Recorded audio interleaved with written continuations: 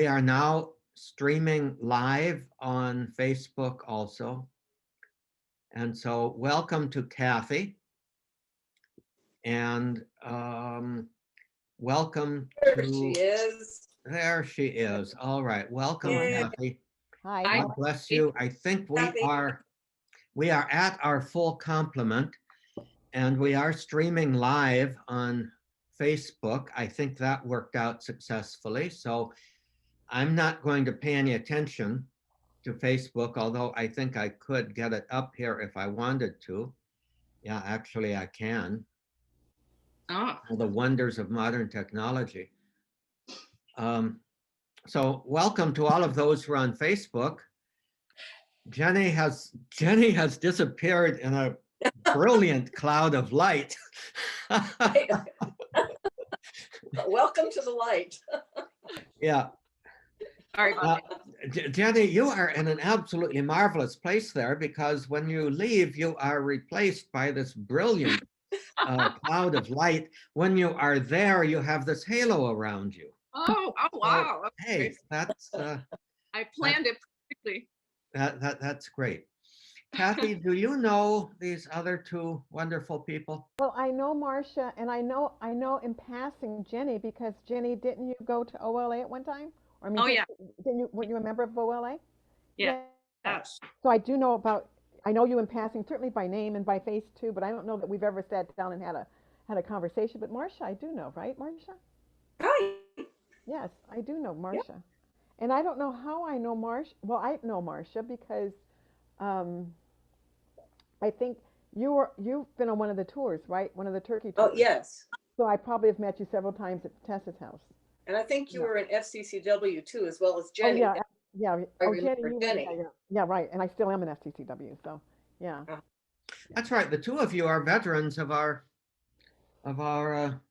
Turkey pilgrimages, early That's right. Christian world pilgrimages. Mm-hmm.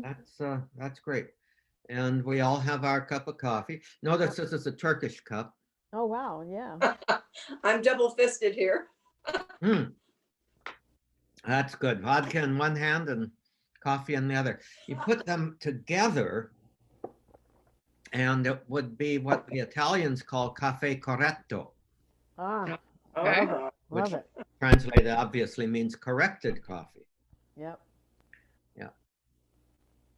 Leave it to the Italians. Leave it to the Italians. Well, we're supposed to, anybody who has joined us on Facebook, and let me see if anybody has.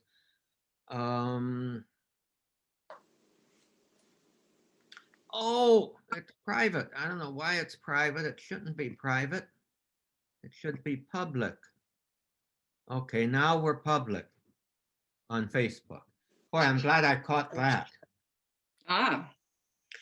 One thing for the people on Facebook and for you all to know, not that it makes any difference, but the Facebook is about 15 seconds behind our Zoom conversation.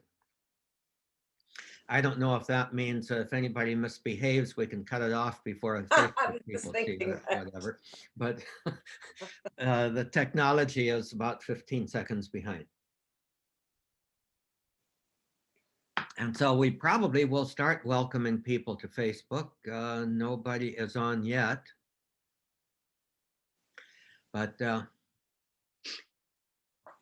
anyway, I'm so glad that we're beginning this. I think you are too. Yes. Absolutely. You'll have a smile on your face. Yeah. So that is wonderful. And it's not coming up. Father. I'm trying to find it, but it's not coming up. Okay. Well, Facebook. I don't know. It's live and public on my page. Right, but I'm not seeing it. There's 4 people viewing it already. Okay. I don't see the names. There's 2 comments already, actually. Chrissy is here. Linda is there. So at any rate, it is 9 o'clock. It is our promised start time. We've got, what is it again? 4 people on joining us on Facebook, and welcome to all of you. And now on our Zoom meeting that is being broadcast onto Facebook, welcome to Marcia and Jenny and Kathy. Most everybody knows me. So how about, before we begin with a prayer, how about just a little word of introduction from each of you? Marcia, you're the one who's highlighted on my screen, so why don't you? Oh, okay. I'm Marcia Fiorendo. I am a parishioner of Our Lady of the Assumption in Claremont. That's how I know Father Tom. I also was a teacher at OLA from 1985 to 1990, and really got to know Father Tom through the pilgrimage in 2006 to Turkey, following in the footsteps of St. Paul. All right. And Jenny. Well, I'm Jenny Jolly, and I also know Father Tom and the two of you from being a parishioner of OLA, and both of my children went through school at OLA, but I think they might have been a little bit after when you taught. I think so, yeah. Yeah, but it was a nice experience and a beautiful community. Wonderful. And Kathy. Okay, can you hear me? Yes. Yes. Okay, Perfectly. good. My sound is still off, but I'm just using one one earphone. So yes, my name is Kathy Creighton, and I've been a parishioner at OLA for 40 years, you know, and then 50 years if you count my family of origin. And I taught religious education there for about 13 years, and I've done almost everything there. And I was on the 2008 pilgrimage. So, so I had Marcia's experience, her group's experience, and the group after hers experience to really kind of lead the way, and along with Father Tom, of course. Anyway, so yeah, that's who I am. I'm also I'm still working, and I work at OLA. I mean, sorry, I work at USC, and I'm just taking a little break to do this from my job actually. But anyway, it's great to be here, and I'm so glad that we've begun this again. Good. You know. Kathy, are you still working from home?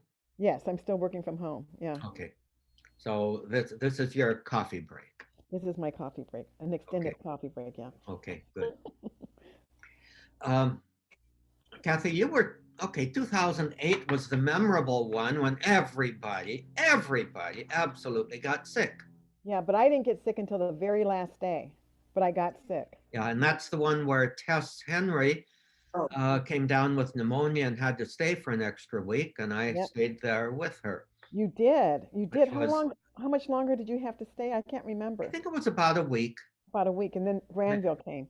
No. Then we went. Then she was released by the doctor, and we went back, and they actually had oxygen for her on the plane, Okay. which was good. One of the memories of that particular experience of staying that extra week was her room in the German hospital was so much nicer than the room that I was in the Fleabag Hotel that that I was put up in. Was that the Madison Hotel that you were at? No, Madison apparently was full at that time, and it was another one that was just around the corner and down the street. Okay. Because I thought it was the Madison was was our first hotel, and I thought it was our last hotel before we left. It probably was, and I think I had to move. Yeah. Okay. But we won't But go. anyway, what a trip. We won't go further than that. Okay. So welcome to all of you. By the way, Susan wanted to be on with us, but is in a position where she can't be. Susan Brunasso and Denise De La Rosa, who is also wanting to be on, has been had kind of a medical emergency the other evening, and I think she'll be okay, but it she's in a bit precarious health anyway, so we will need to pray for her as well as pray for Susan's parents, whom she is uh, doing a great job loving and taking care of right now. So, well, the five of you, Kathy, you're a little bit Kathy come lately, but the five of you have consistently been pushing me to get started on this again. And so I basically pushed back a little bit and said, in maybe not quite so many words, but if I'm going to get started on this, you're going to join me. And Yes. it's going to have to be a team effort. So Yes. thank you. Thank you to our coffee team. Yes. So I would like to get started with, I thought for a prayer, since prayer is a very big part of this experience of coffee, and it was tried to be before, but I'd like to start with Psalm 16 as a prayer. Psalm 16 is one that has meant a lot to me ever since I really made my commitment to be ordained back. This would be before I was ordained in 68. So this would be probably in about 2 years before that, we got what was called tonsure. And this is the psalm that is most associated with that ritual and that event. And it has been very much a part of my life ever since then. So why don't we just you all bow your heads and pray, and I will give voice to prayer in the words of Psalm 16. Preserve me, O God, I take refuge in you. I say to the Lord, you are my God, my happiness lies in you alone.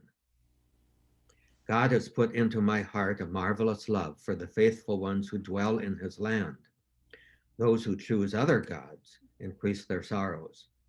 Never will I offer their offerings of blood.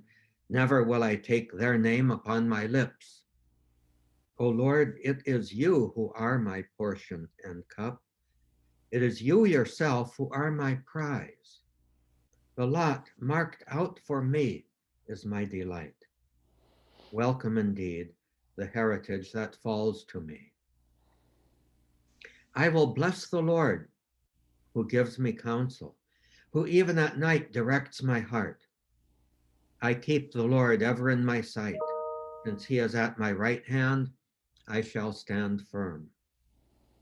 And so my heart rejoices, my soul is glad.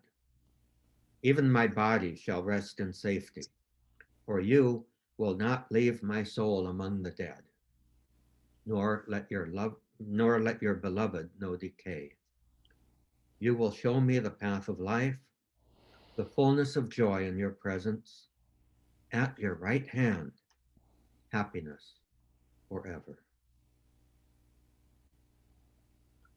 And so, Lord, may these words of this psalm come alive to us now and always. Through Christ our Lord. Amen. Amen. We had some discussion the other day about just what might be the topics, at least that we begin with, and we kind of landed on forgiveness. Forgiveness being a something that's probably needed more than anything these days, because I am more and more becoming convinced that forgiveness holds the key to how we can begin to bridge the gaps, bridge the chasms that divide us in this polarized world and polarized church. and discovering in our own lives what forgiveness might mean, because it is extremely difficult. It's, I would say, humanly impossible. You know, Jesus' primary command was not just love your neighbor as yourself. Jesus' primary command that he repeated in a number of ways was that twofold, two sides of the same coin: forgive without limit and love your enemies, do good to those who persecute you, and so on and so forth. And those are, they're not even easy to say, much less to try to put into practice. So with that introduction, that this was going to be um, a beginning that I think we all agreed on uh, as we were exchanging emails in preparation. Would anybody like to talk about or ask questions about, or question one another, question me, whatever, about forgiveness in your own life? And Marcia has raised her hand. Yes, I thought a good way to kick this off would be to give a definition. And forgiveness is not forgetting what took place. It is not condoning or excusing the offense. And it does not mean you no longer feel angry about what happened. Forgiveness starts with acknowledging that someone has done something wrong to you and that they do, in fact, deserve your anger. And then the follow up to that was, when does it take place? Forgiveness occurs when you choose to let go of resentment or revenge, even though the wrongdoer's actions don't deserve it. You choose to give him or her gifts of mercy, generosity, and love. He doesn't deserve it, but you deserve the freedom of letting go. And I think that's key. I mean, to free yourself up of the hurts that incurred. Mm-hmm. Where did you find that? Where does that definition? I just Googled it, Father. Oh, Google is my friend. yes, yes. Okay. So you Google forgiveness, and at some point you will come across that quote. Yes. We I hope. Googled the meaning of forgiveness and I like this meaning. And then I Okay. like the follow up to it as well.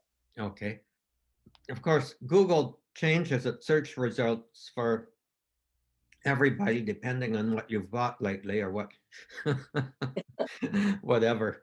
Um, so, okay, well, thank you, Marcia. I think that two things struck me on that one. One was it doesn't deny or try to even excuse the the reason why forgiveness is needed. In other words, in your own eyes, at very least, the other person that you need to forgive is guilty and does deserve your anger. Now, that needs to be approached probably with a little bit of humility, that our own perceptions aren't always necessarily God, but uh, it doesn't seek to gloss over a wrong, but rather is, and this is the second point, unburdening yourself of the burden that that offense placed on you. And I think those are two important things to keep in mind. Anybody else? Yeah, I agree with all that you just said, what you and Marcia said.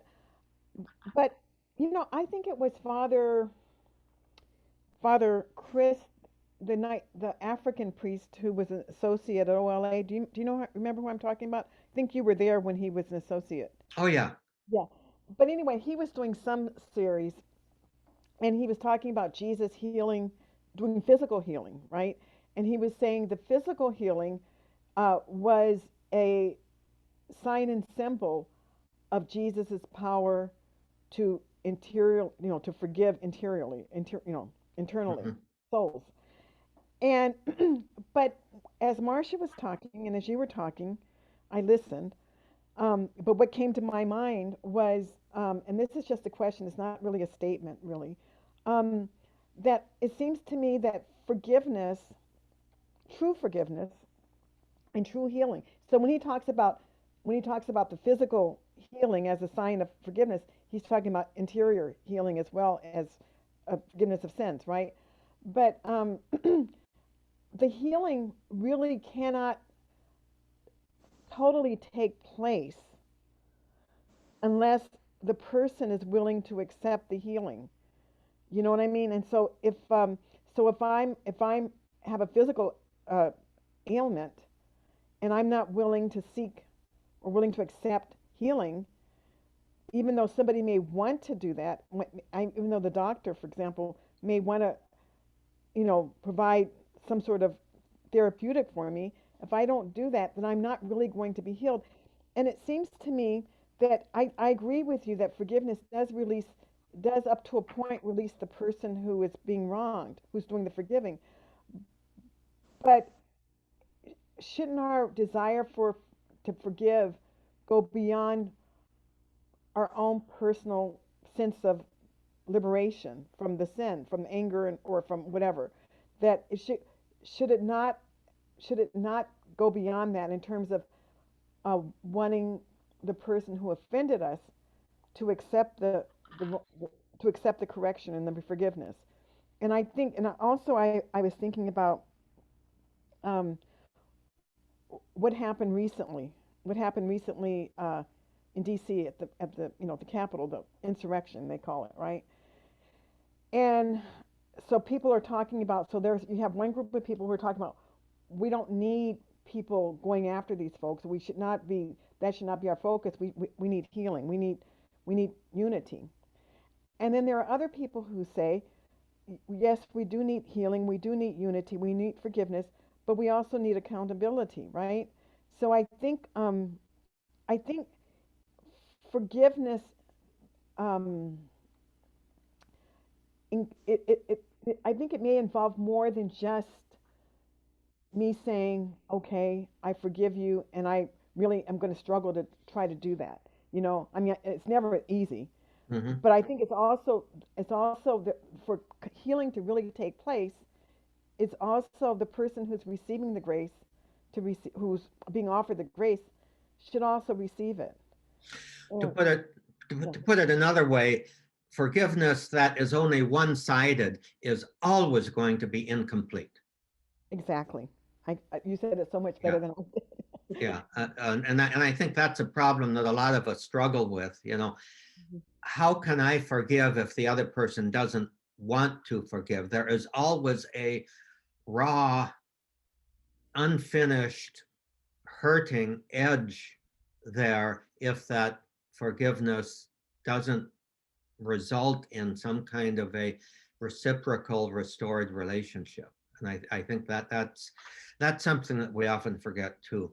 The other point I think that you made, Kathy, is that forgiveness never exists in isolation. It's always part of a bigger picture. And one of the elements of that bigger picture, which is allied with forgiveness and sort of united to it, is healing. Right. Well, I think it And is. and a recognition that where forgiveness is needed, and I think this is true in our relationship with God, it's true in our relationship with one another too, and in world relationships, where forgiveness is needed, that's also a sign that healing is needed. Right. Um, Right. Right. And then when forgiveness is given, healing begins, and when it's accepted, then you have the complete picture. I mean, when forgiveness is accepted, you have a rounded up picture. You or know. you have the first frame of a drama that will not that has at least taken a favorable turn, Right. something like that. Something like that. Yeah. Jenny, any thoughts? Yeah, it brings to mind grudges and resentment. I think Mm, that kind of goes along with uh, if you're holding a grudge, you can't heal. If you have resentment, you can't heal. So the path to forgiveness is kind of difficult. I look at it, if you can forgive but not forget, are you still holding on to that resentment? Are you still holding on to those grudges? Mhm. Well, the other point that hasn't been made explicit yet is that, and I think this is in all the literature about forgiveness, is that it is a process. It's Yeah. an ongoing process. It can't just happen like an aha. Mhm. It, It's not an I event. mean, it may have aha experiences in it, Mhm. but forgiveness is always going to be a struggle. And sometimes the demon of that hurt, even when we think we have forgiven and put it past us, the demon of that hurt arises and shows its ugly head in surprising, unexpected moments and unexpected ways. Mhm. And Yeah. then we've got to sometimes struggle all over with, I thought I forgave and put it behind me, and No, here there it it is is. again. Yeah. So, there's this a nun. I don't know if you know of her. Her name is Deanna Ortiz, who just recently, she was a, relatively young nun. I mean, she's younger than I am, and a few years younger, not that much younger, and I'm not that young. But she recently passed away. But back in the late 80s, early 90s, she was an Ursuline sister, and she had gone to Guatemala to teach children, and she was kidnapped and just brutally tortured by her captives. And she wrote a book about it called the blind the blindfold something, right?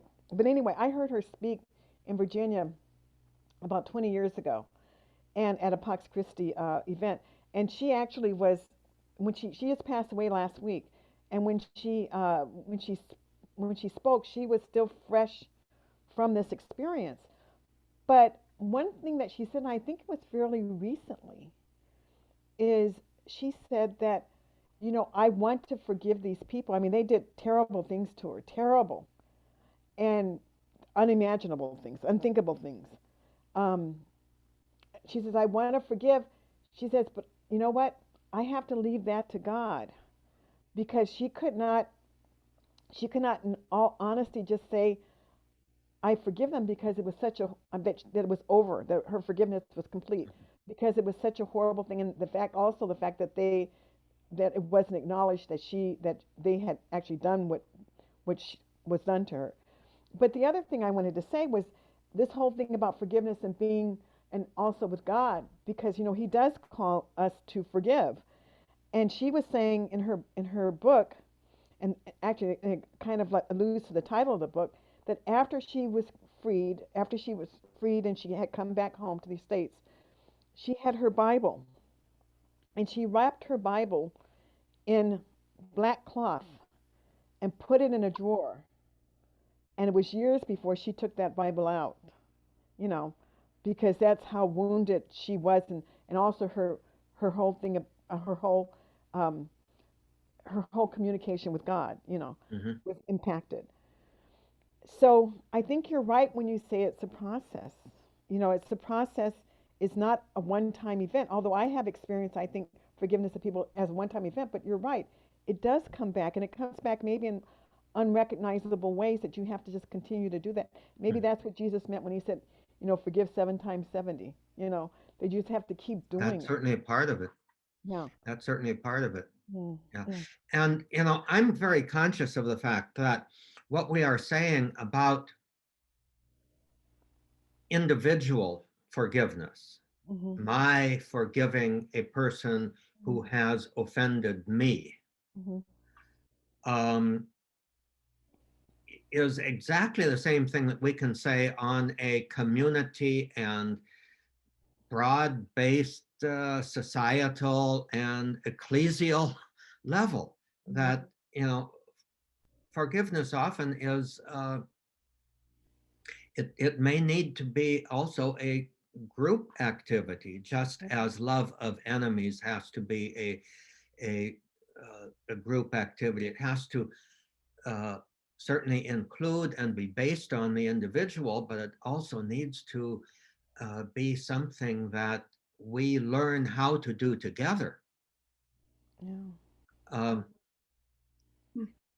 just by way of a footnote, you may recall after Second Vatican Council reform of the liturgy, an emphasis was made on the communal dimensions of the sacrament of penance, and calling it the sacrament of reconciliation, that's fine. And having communal penance services, that's fine. But a lot of people were clamoring for a widespread use of general absolution in those cases. But to me, that was not something that would be normally appropriate, because it sort of passes over the individual needs for healing and reconciliation and forgiveness upon which the communal is based. It has always seemed to me that communal absolution, the absolution of let's say a group of people gathered together in church who have expressed sorrow for their sins, is appropriate only in the case of communal sin. So if, for example, a particular ethnic community were to, Susan Bernasso is waiting to be admitted. Yay. Come in, Susan, yay. So I'll just very briefly finish this. If a community of people is guilty, let's say of something like racism or an offense against individuals or another community, they need communal repentance, and then they need communal forgiveness and healing. But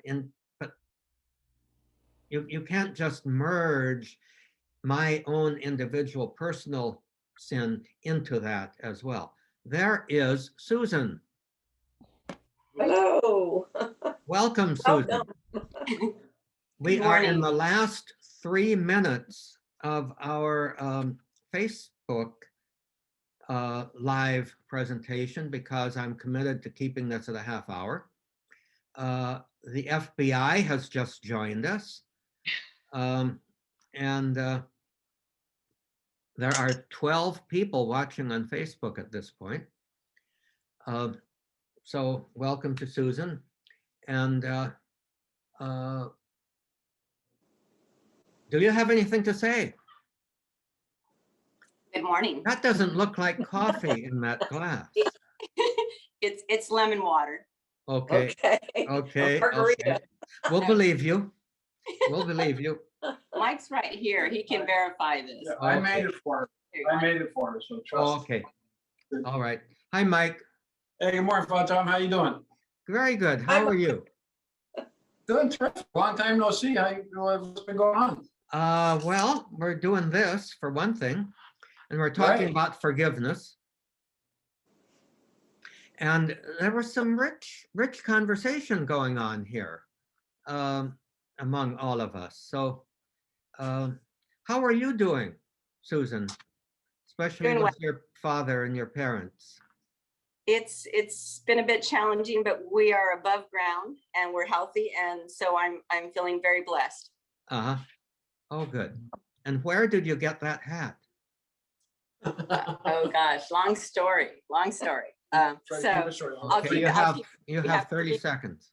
yeah, 30 seconds. This hat is about 20 years old, and it was a gift to my husband, and he didn't care for it, so I took it over. And it stands for full-blooded Italian. Full-blooded Italian, That's Full-blooded Italian. Okay. or since it's March, full-blooded Irish. You know. Full-blooded Irish can do it also. Yeah, you can fill in whatever works for you. Mhm. Right. Right. Pick your own I word. That's right. Well, okay, it is now almost 9:30, and I promised that we would stay at half hour. So here's what I'd like. I think it's been a wonderful beginning for this. I'm feeling good about that. Are the rest of you feeling good? Yes, very much so. All right. what I'd like to do is say goodbye to our folks who are on Facebook Live, and then let's the 5 of us now continue with a little debriefing for just a couple of minutes. Is that okay? Yes. Okay, let's see if I can say goodbye. Bye to Facebook Live people. Thank you for joining us, all 12 of you who are on, and I'm sure that there will be a few more who will watch this later. So thank you all for joining us. God bless you. God willing, next week, same time, same format, and we'll see how it goes. And we'll probably want to continue the sharing and reflections on forgiveness. I think we may be on to Yes. something here. So Yes, please. Oh, Definitely. yeah. Yes. wonderful. Okay. Well, God bless you all on Facebook, and bye-bye.